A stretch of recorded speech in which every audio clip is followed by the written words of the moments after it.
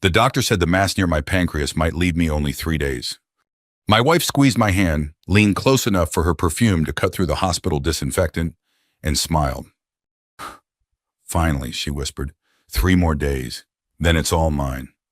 My stepdaughter glanced toward the hallway and said, I'm taking his car.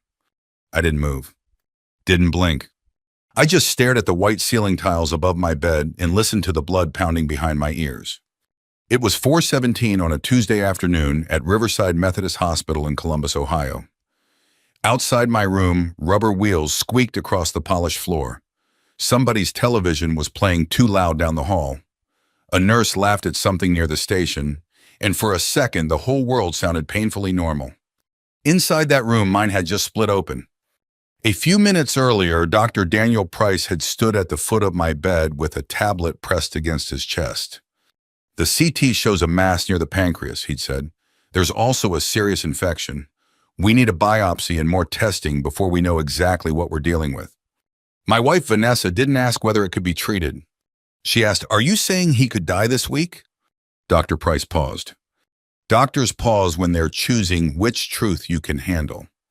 If the mass is what we're concerned it may be, and if the infection continues to spread, his condition could decline very quickly, possibly within days. 3 days, Vanessa asked? I can't give you an exact number, but 3 days was what she heard. 3 days was what she wanted. After Dr. Price left, she sat beside me and performed concern for about 30 seconds.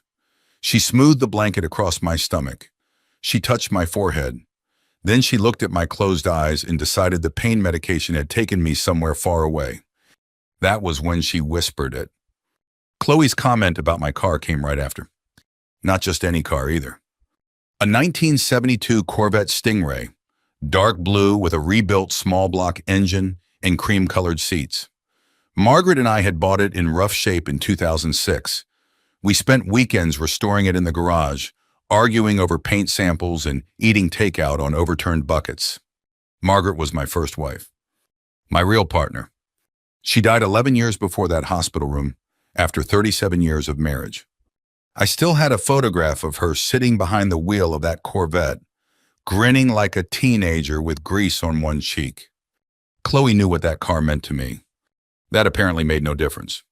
Vanessa rose from her chair. We should let him rest, she said. The two of them stepped into the hallway, but the door didn't close all the way. I'm serious about the Corvette, Chloe said. You can have the house. The house isn't yours to give away. It will be yours soon. Vanessa lowered her voice, though not enough. We'll need to speak to a realtor, not immediately. That would look bad. What about the furniture? Most of it goes, especially that awful leather couch. Chloe laughed. And the funeral? Small. There's no reason to spend a fortune. Their footsteps faded. I looked down at my right hand. Vanessa had been holding it less than a minute earlier. The skin there still felt warm. That was the part I couldn't understand. How could a hand feel warm when the person attached to it was that cold? I was 68 years old. I had built Bennett grounds and property care from a used Ford pickup, a borrowed mower, and $6,000 I could barely afford to repay. By the time I stepped back from daily operations, we maintained office parks, apartment complexes, medical buildings, and school properties across central Ohio. I wasn't fabulously wealthy, but I had done well. I owned my home in Worthington, held investments, and still controlled most of the company. Vanessa knew that before she married me. We met at a library fundraiser 4 years after Margaret died. Vanessa was charming without appearing to try. She remembered people's names. She laughed at my old stories. She told me she admired men who built something with their own hands. What I didn't admit back then was how lonely I'd become. I used to sit in my truck at the end of the driveway because I didn't want to walk into a silent house. I left the television on during dinner just to hear another human voice. Some nights I drove around the neighborhood twice before going home. Vanessa didn't just offer companionship. She offered noise, movement, another coffee cup beside mine in the morning. I saw warning signs, of course. Most people do. We just rename them because the truth is inconvenient. She asked whether I had updated my beneficiaries. She suggested selling 2 rental properties so we could enjoy what we'd earned, though she hadn't earned them. She disliked the Christmas bonuses I gave longtime employees. Chloe called me dad whenever she needed help with rent or credit card debt, then disappeared for weeks. Vanessa often asked what the company might sell for after I was gone. When I looked uncomfortable, she'd touch my arm. I'm only thinking about our future. Lying in that hospital bed, I finally understood whose future she meant. Around 7 that evening, a familiar figure appeared in the doorway. Miguel Alvarez wore an old brown work jacket and muddy boots. He carried a paper cup from Tim Hortons in one hand and his faded Cincinnati Reds cap in the other. "You look terrible," he said. I almost laughed. "You always know what to say. That's why you keep me around." Miguel had worked beside me for nearly 30 years. Calling him my gardener never felt quite right, though technically he still maintained my property. He had supervised crews, trained young workers, repaired equipment, and once slept in a chair outside Margaret's hospital room because he didn't think I should be alone. The summer after she died, he cut my grass every Thursday and never sent a bill. He took one look at my face and set the coffee down. "What happened?" "Close the door." He did. I told him what the doctor had said, then I told him what Vanessa and Chloe had said. Miguel sat in the chair beside my bed, turning his cap slowly in his hands. When I finished, he stayed quiet for a long time. Finally, he said, "She thinks you're already gone. Maybe I've been gone for a while and didn't know it." He looked toward the hallway. "What exactly did the doctor say?" "Not what she heard. What did he say?" I repeated the words as carefully as I could. A suspicious mass, a serious infection, a biopsy still needed. No confirmed diagnosis. Miguel leaned forward. "My brother had pancreatitis 6 years ago. First scans scared everybody half to death. They thought it was cancer until the specialist reviewed it." "You think that's what this is?" "I think you don't surrender your life before they finish the tests." Vanessa had already told the nurse she wanted to discuss comfort-focused care. She'd called more procedures unnecessary suffering. Miguel's jaw tightened when I told him. "That decision belongs to you." For the first time since Dr. Price entered my room, I felt something besides grief. It wasn't hope exactly. More like a small door opening in a room I thought had no exit. I reached over and gripped Miguel's wrist. "Help me," I said, "and you'll never have to work another day." He looked offended. "I'll help because you're my friend. We can argue about money when you're alive." Then he pulled out his phone. "I know the specialist who treated my brother. She's at Cleveland Clinic now." He stood and walked toward the window for better reception. As he made the call, I looked at the clock. 3 days. A few hours earlier, I had believed that was all the time I had left. Now it was the time I had to find out whether my wife was preparing to bury me or whether she had simply exposed herself too soon. Miguel made the first call from the corner of my hospital room, speaking quietly while I watched the hallway. Vanessa could come back at any moment. That was the strange part. I wasn't afraid of the mass anymore. I was afraid of my wife walking in and realizing I had stopped behaving like a dying man. Miguel ended the call and came back to the bed. "Dr. Sloan can review the scans tonight," he said, "but she'll need the full imaging file, blood work, and the doctor's notes." "How do we get those without Vanessa knowing?" He gave me a look. "You're still the patient, Walter." It was such a simple answer that I almost felt embarrassed. For 4 years, Vanessa had slowly trained me to act as though every decision needed to pass through her first. What we ate, where we traveled, which checks I signed, which friends were too exhausting. Somewhere along the way, I had confused avoiding arguments with keeping peace. I pressed the call button. A nurse named Camille came in a minute later. She was in her 40s with red-framed glasses and a badge reel shaped like a sunflower. "I need copies of my records sent to a specialist," I told her. "Of course, we'll need you to sign a release." "Only me?" She glanced from Miguel to me. "You're the patient. As long as you're able to make your own decisions, it's your authorization." I felt something settle in my chest. "Then bring me the form." Camille left and Miguel smiled slightly. "One step?" "One very small step. Small steps still get you out the door." The door opened before I could answer. Vanessa came in carrying a canvas tote bag and a look of controlled concern. Chloe followed behind her, staring at her phone. "What door?" Vanessa asked. Miguel didn't miss a beat. "Front door at his house. The hinge has been sticking." Vanessa looked at him for half a second too long. I didn't realize Walter was discussing household repairs tonight. I didn't realize dying canceled maintenance, Miguel said. I had to turn my head so she wouldn't see me smile. Vanessa set the tote on the visitor chair. Well, Miguel, thank you for stopping by. He needs rest now. I'll decide when I need rest, I said. She looked at me. It wasn't anger exactly, more like surprise that a lamp had spoken. Then her expression softened. Of course, honey, I'm only trying to protect you. Chloe finally looked up from her phone. Mom talked to someone about bringing you home. A hospice coordinator, I asked. Vanessa moved closer to the bed. Just someone who can explain the options. You heard the doctor. We don't want your last days filled with needles and procedures. My last days. She said it gently, as if wrapping the words in cotton made them kinder. I haven't had the biopsy yet. Her mouth tightened. The doctor seemed very clear. No, he seemed concerned. That's different. For a moment, none of us spoke. Then Vanessa touched my shoulder. You're scared, I understand. I looked at her hand. No, I don't think you do. Camille returned carrying a clipboard. Vanessa immediately turned toward her. What's that? A records release authorization. Oh, for what? I answered before the nurse could. A second opinion. Vanessa's face changed so quickly I might have missed it if I hadn't been watching for it. The concern disappeared. Something harder showed underneath. Then the mask came back. Walter, do you really want to put yourself through all that? I want another doctor to look at the scans. But Cleveland is 2 hours away. They can review them electronically. Chloe lowered her phone. Why? If they already know what it is? Miguel stood. They don't. Vanessa turned sharply. This is a family matter. Miguel put on his cap. He is my family. That shut the room down. Vanessa's cheeks colored. Chloe rolled her eyes. Camille looked at the floor, pretending to examine the paperwork. I signed the release. My hand shook, partly from weakness and partly from the knowledge that the first real choice I had made in months had been made against my wife. Miguel left soon afterward, but not before placing his hand briefly on my shoulder. I'll call when I hear something. Vanessa watched him go. Then she pulled the visitor chair close to my bed and lowered her voice. You need to be careful who you trust right now.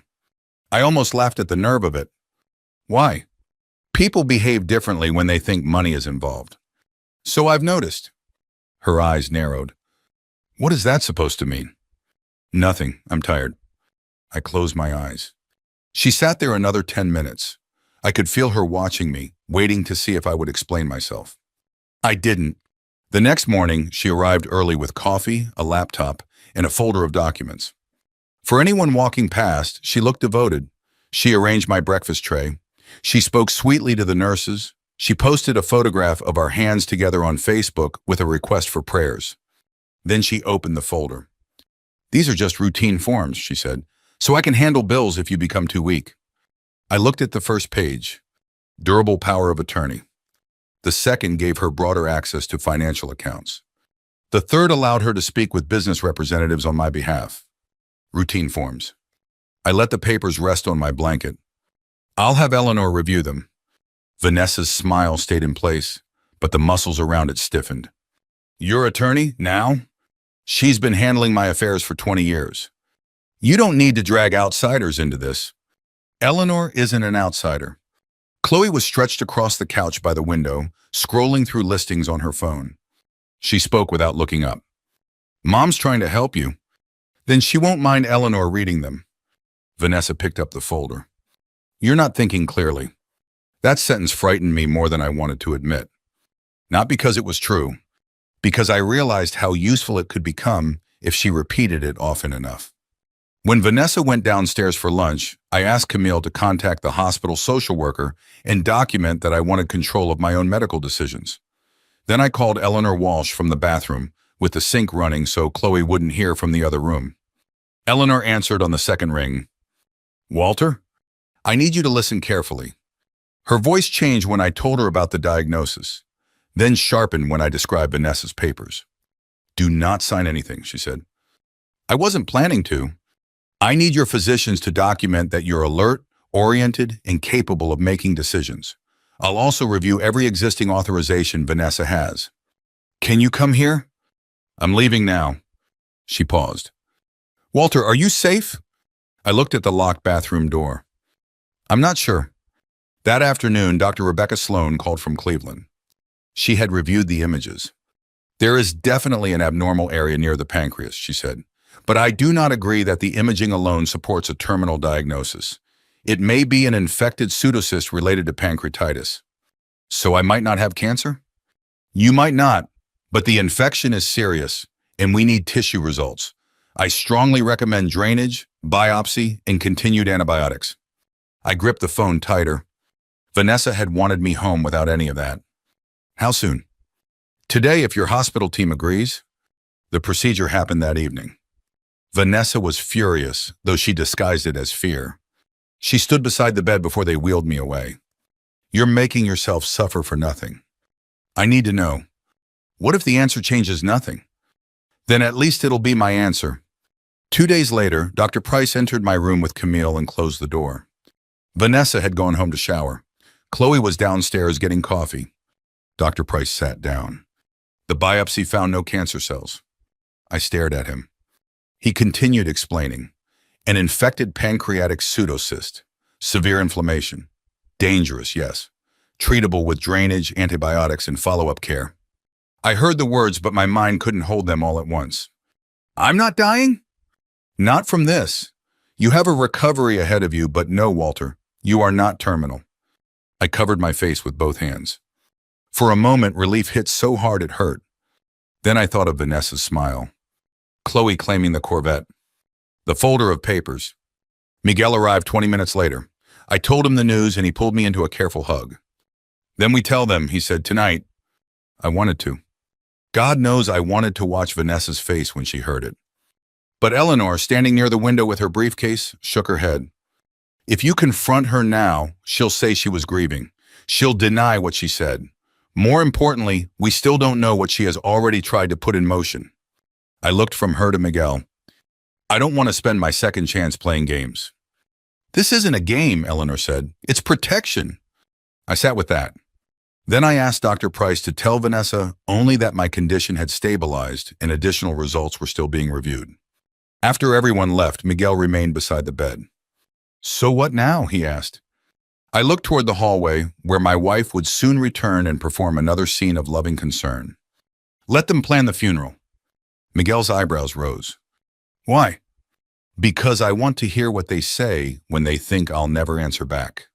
Walter released me from the hospital 4 days later. Not because I was fully recovered. Because the infection was under control, I could continue intravenous antibiotics at home, and Dr. Sloan had coordinated everything with my doctors in Columbus. Vanessa nearly hugged every nurse on the floor.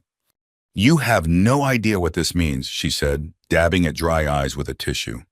She sounded like a woman grateful to have her husband home. I knew better. She was grateful because she believed she could control the rest of the story.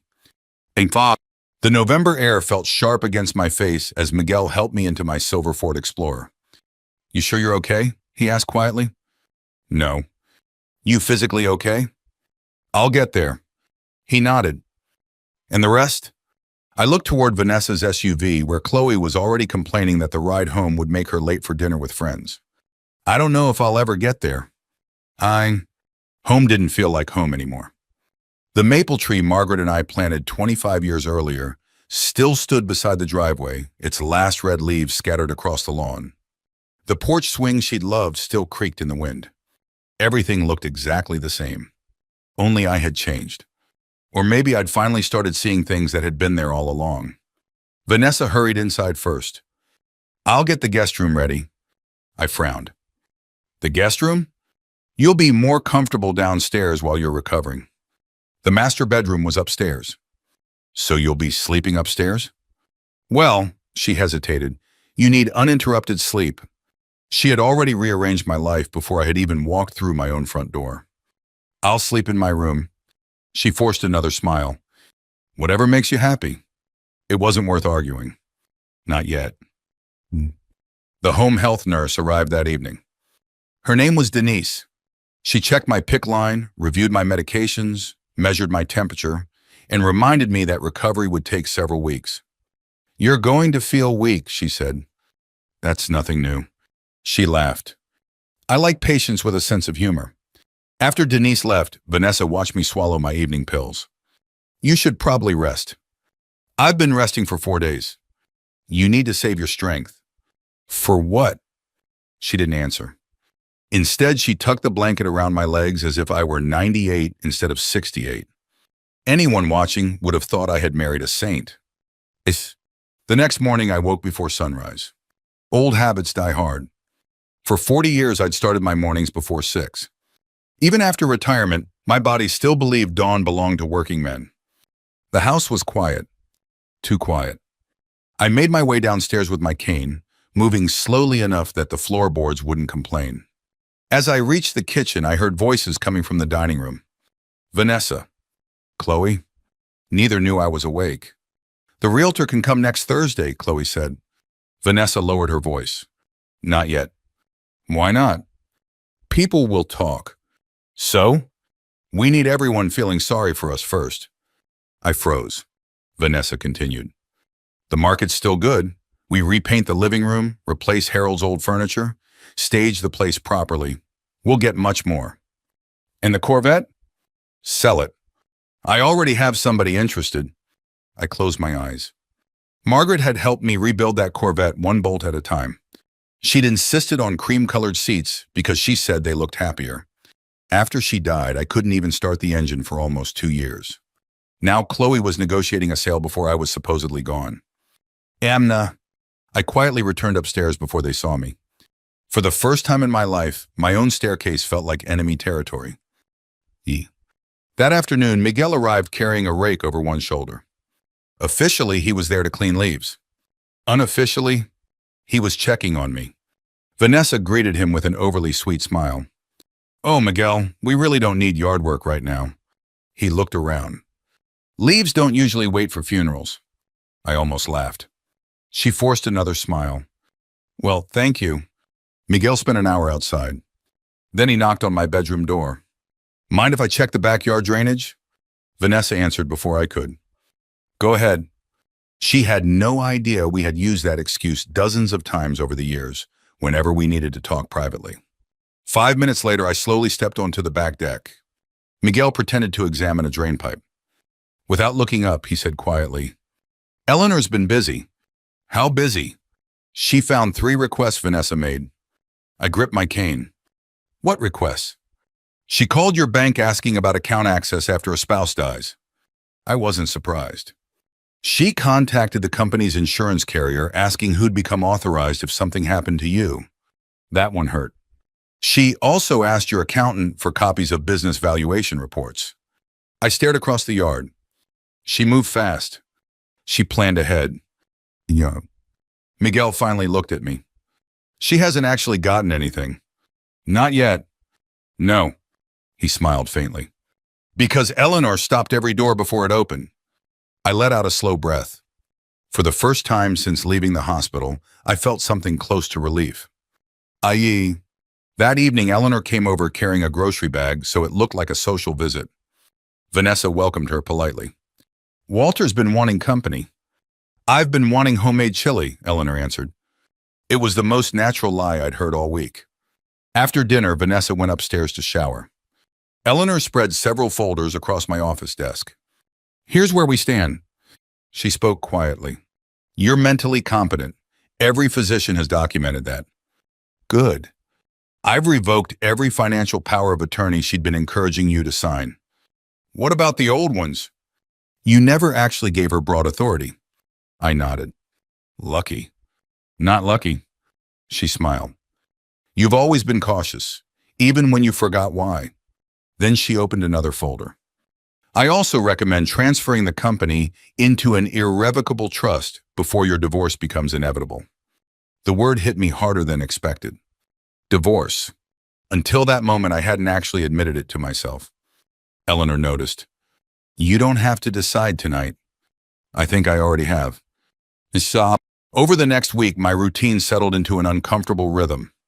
Morning nurse, medication, physical therapy exercises, visitors, then pretending to nap while Vanessa wandered through the house making phone calls. I learned more during those fake naps than I'd learned in 4 years of marriage.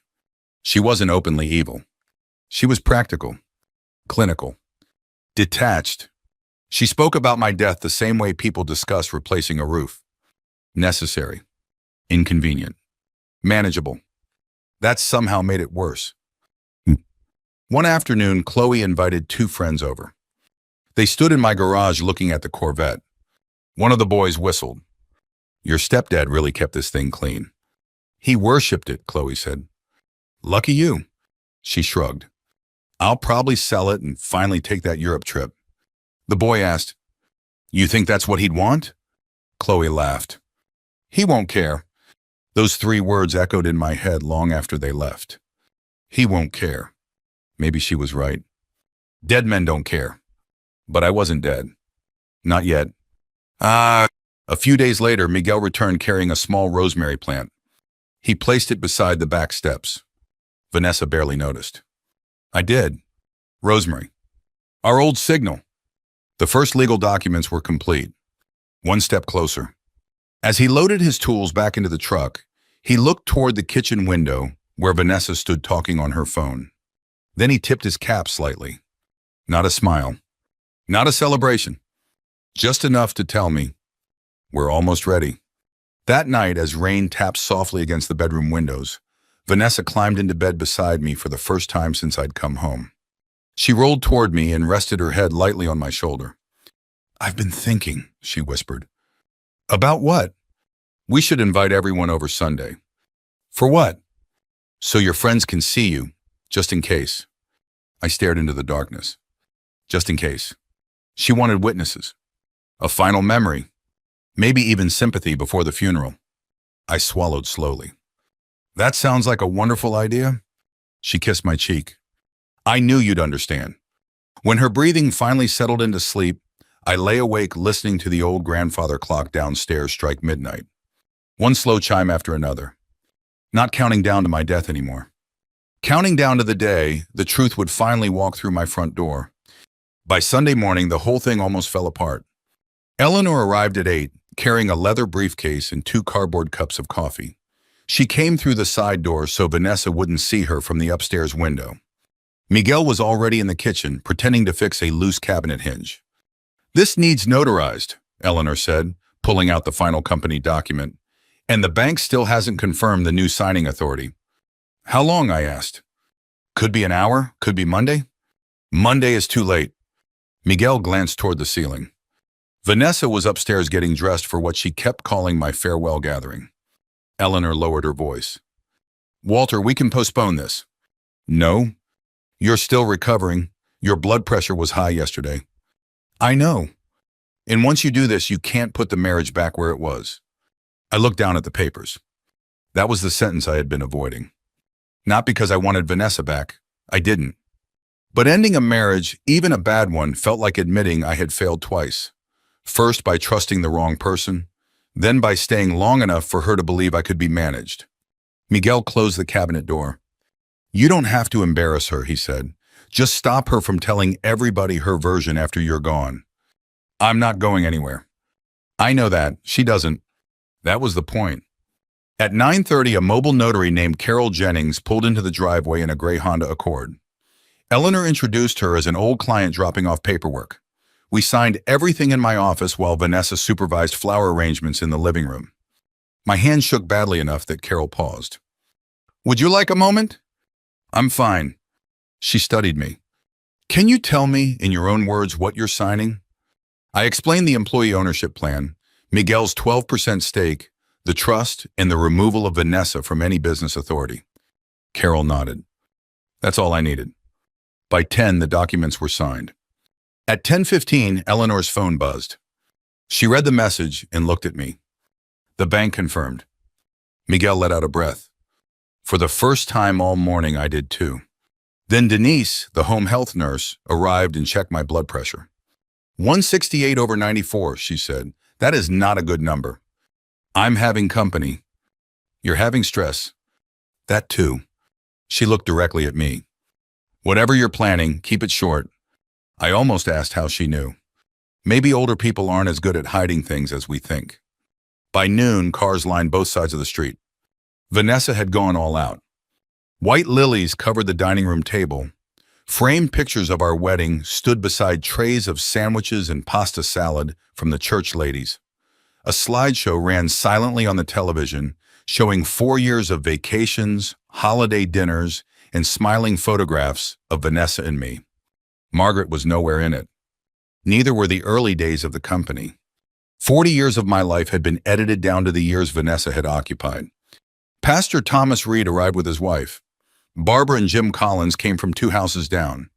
Calvin brought 6 longtime employees, including men who had worked with me since the 90s. Chloe showed up late wearing black, though I was still alive. Her boyfriend Evan followed her into the garage. I heard her whisper, "Don't touch anything. That car's basically mine now." Calvin heard it too. He looked at me, then at her, but said nothing. Vanessa moved through the room accepting hugs. "She's been so strong," Barbara told me quietly. I looked across the room at my wife. "Yes," I said, "she has." Around 1:30, Vanessa tapped a spoon against her glass. The room settled. She stood beside a large photograph from our wedding day. "Thank you all for coming," she began.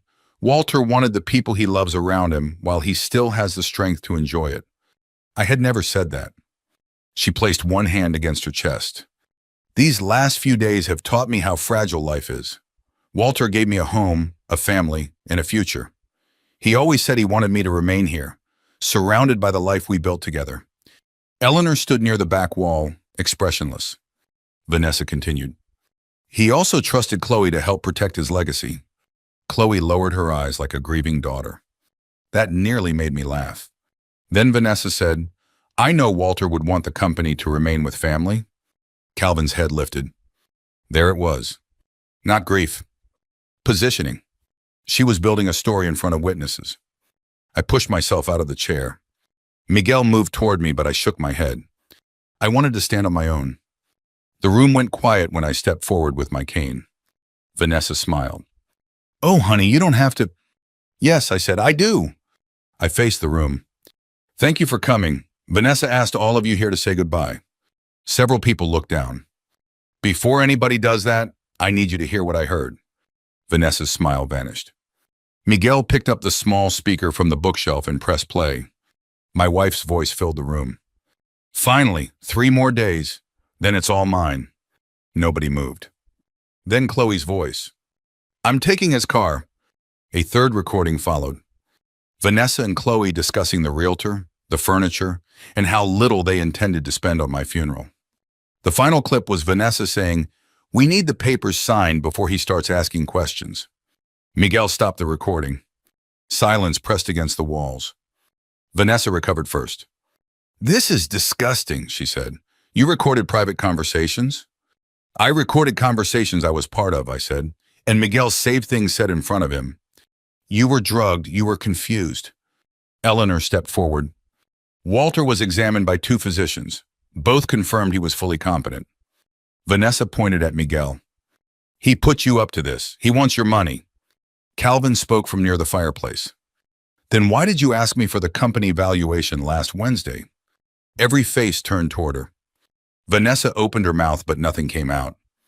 Pastor Reed folded his hands. "You invited us here to honor Walter," he said quietly. "Let him finish." Chloe pushed through the crowd. "You promised me the Corvette." "When?" "You said someday it would be mine." "I said someday we might work on it together." "That's the same thing." "No, it isn't." Her face twisted. "You're not even my real father." The room went still again. That sentence should have made me angry. Instead, it made me tired. "No," I said, "but I tried very hard to be one." Chloe looked away. Vanessa stepped toward me. "You're punishing us because we were scared." "No, you weren't scared. You have no idea what I've been through." "I heard what you've been through. Furniture choices, a realtor, a cheap funeral." She lowered her voice. "People will think you're cruel." I looked around the room. They can decide for themselves. Her eyes filled with tears, but I had seen her produce them too many times. "This whole performance," she said, "while you're dying."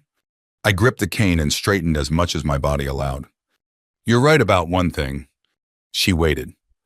"There isn't going to be a funeral." I explained the biopsy, the infected pseudocyst, the treatment, the fact that I was weak but not terminal. Vanessa's face drained of color. Chloe stared at me. You're not dying? No. It wasn't relief that crossed her face. It was panic. Vanessa looked toward Eleanor, then back at me. What did you do with everything? I held her gaze. Nothing you didn't give me a reason to do. Vanessa didn't answer me right away. She stood in the middle of the living room with everyone watching, one hand pressed against the back of a dining chair, as if the floor had shifted beneath her. Maybe it had. For the first time since I'd met her, she had no prepared expression.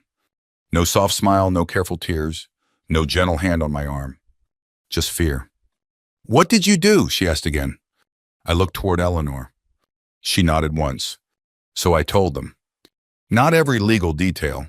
Nobody had come to my house on a Sunday afternoon to hear a lecture about trusts and ownership agreements. The company won't pass to Vanessa, I said. Most of it is being sold to the managers and employees who helped build it. Miguel's receiving the ownership share he earned years ago. Miguel stared at the floor. He hated being praised in public. The rest of my business interests have been placed beyond anyone's reach except the people and programs they were created to support. Chloe folded her arms. And the Corvette? It'll be auctioned. Her head snapped up. You can't do that. It's my car. You knew I wanted it. Yes, I said. That became very clear. A few people looked away to hide smiles. The proceeds will fund skilled trades training for veterans and young workers who can't afford tuition. Chloe's mouth opened, then closed. Vanessa stepped closer. What about the house? You'll receive whatever the law and our agreement entitle you to, no less. She waited. And no more, I added. That was the moment she understood. I hadn't left her destitute. I hadn't hidden money or committed some desperate act that a court could easily reverse. I had simply stopped rewarding her. There's a difference. Vanessa looked around the room, perhaps hoping someone would defend her. Barbara Collins stared at the carpet. Pastor Reed had his lips pressed into a thin line. Calvin stood beside two longtime foremen with his arms crossed. Nobody stepped forward. That seemed to hurt her more than anything I had said. She picked up her purse. Come on, Chloe. Chloe didn't move. What about my things? We're leaving. For where? Vanessa turned on her. I said we're leaving. They walked out together. The front door slammed hard enough to rattle the wedding photograph on the side table. Miguel looked at it. Loose hinge, he said. A surprised laugh moved through the room. It was the first honest sound anybody had made all afternoon. The weeks after that were not clean or satisfying. Real life rarely ends when the villain walks out the door. Vanessa hired a divorce attorney within 48 hours. She claimed Miguel had manipulated me. She told mutual friends I had become paranoid after my hospital stay. She demanded another mental capacity evaluation and questioned whether I had understood the documents I signed. So I sat through interviews. I answered the same questions again and again. What day is it? Who is the president? Can you explain your assets? Do you understand the consequences of divorce? I wanted to say yes, better than I understand the consequences of marriage. I kept that to myself. My doctors confirmed I was competent. The notary provided her notes. Eleanor had documented every decision carefully. The recordings remained useful, not because they proved a crime, but because they made Vanessa's claim of devoted concern difficult to believe.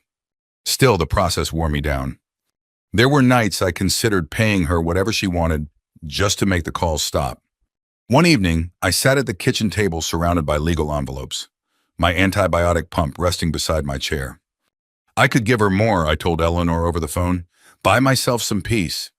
No, she said, you'd be buying silence. Peace is different. I looked out the window at the bare maple branches. What if I'm just being stubborn? You're allowed to protect what you built. That sounded simple. It wasn't. Men my age are often taught that providing means never closing the door, even when someone keeps carrying pieces of your life through it. The divorce took 5 months. Vanessa received the share of marital property she was legally owed, a payment set by our prenuptial agreement, and enough time to remove her belongings from the house. In return, she gave up all claims against the company, the employee plan, and the trust. At the final meeting, she sat across from me in a conference room in downtown Columbus. She looked tired. So did I. Before signing, she asked, "Did you ever love me?" I thought about our early dinners, the mornings she made coffee, the years I had tried to believe we were building something together. I loved the person I believed you were. She lowered her eyes. Then we signed. Chloe contacted me 2 months later. Her message said Vanessa had pressured her and that everything had gotten out of hand. There was no apology, just an explanation. I wrote back once. I told her I had cared for her as a daughter. I also told her she was 29 years old and responsible for her own words. I said my door was not permanently closed, but there would be no car, no checks, and no rewards for pretending we had a relationship. She never answered. Maybe someday she will. Maybe she won't. Miguel officially retired from physical fieldwork that spring, though retirement didn't suit him. 3 weeks later, he was back at the company training new hires on equipment safety and irrigation systems. At the first employee meeting under the new ownership plan, Calvin announced the Miguel Alvarez Service Award. Miguel leaned toward me and whispered, "This is embarrassing." That's why I approved it. You're a terrible friend. I've been told worse. The Corvette sold at a charity auction for more than I expected. The money helped launch a training partnership for veterans and young adults entering landscaping, mechanics, and construction trades. The scholarship carried Margaret's name. That mattered to me. By May, the doctor said the infection was gone. I still tired easily. My right knee hurt when it rained, and some mornings my hands shook enough that I had to set down my coffee. I didn't become younger because I survived. I became more careful. I put Margaret's photographs back in the living room. I hired help for the house but kept control of my own accounts. Once a month, I taught a class on small business basics at the training center. One afternoon, Miguel and I watched a group of apprentices plant young maples along the fence. He nudged me. 3 days turned into a pretty busy year. I looked at the trees, thin but upright in the spring wind. It did. Getting older doesn't mean accepting disrespect because you're afraid of being alone. Sometimes the hardest boundary to set is the one that saves what is left of your life. If you've ever had to protect your dignity later than you should have, you're not alone.